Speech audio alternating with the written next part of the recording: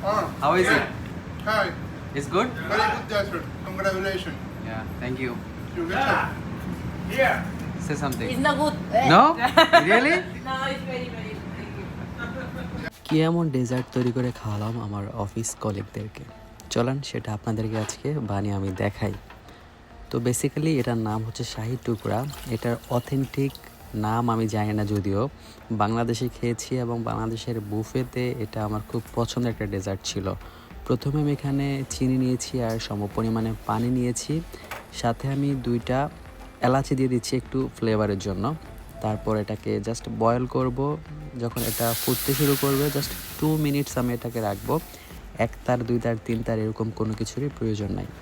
তারপরে আরেকটা প্যানের মধ্যে আমি পরিমাণ মতো দুধ নিয়ে নিচ্ছি। এটা হচ্ছে ফুল ক্রিম দুধ, আর সাথে ওই যে ফ্লেভারের জন্য একটু কার্ডামন সিনামন দিয়ে দিচ্ছি। তার সাথে আমি দিচ্ছি এখানে কনডেন্স মিল্ক।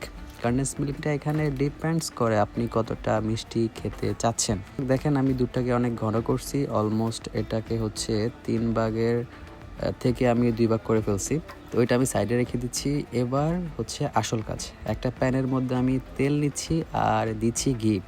এই ঘিটা হচ্ছে আমি বাংলাদেশ থেকে আনিয়েছি আমার পছন্দের একটা পেজ থেকে, নাম হচ্ছে all in one market by Nasir.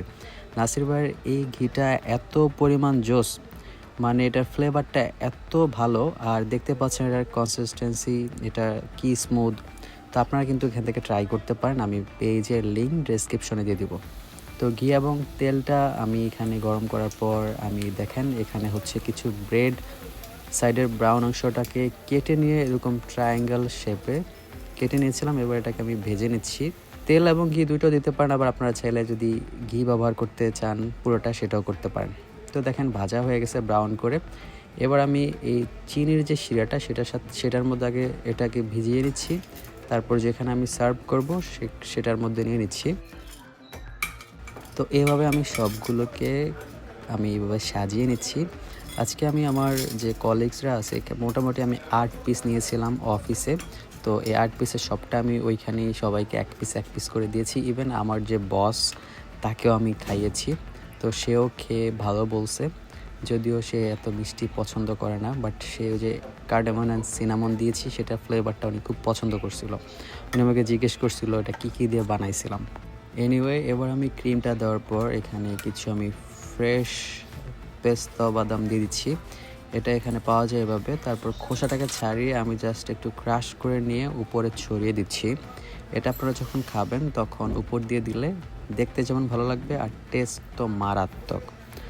তো এই তো দেখেন আমি এটা রেডি করে ফেলছি, আর ঘিয়ের ফ্লেভারটা অনেক জোস ছিল।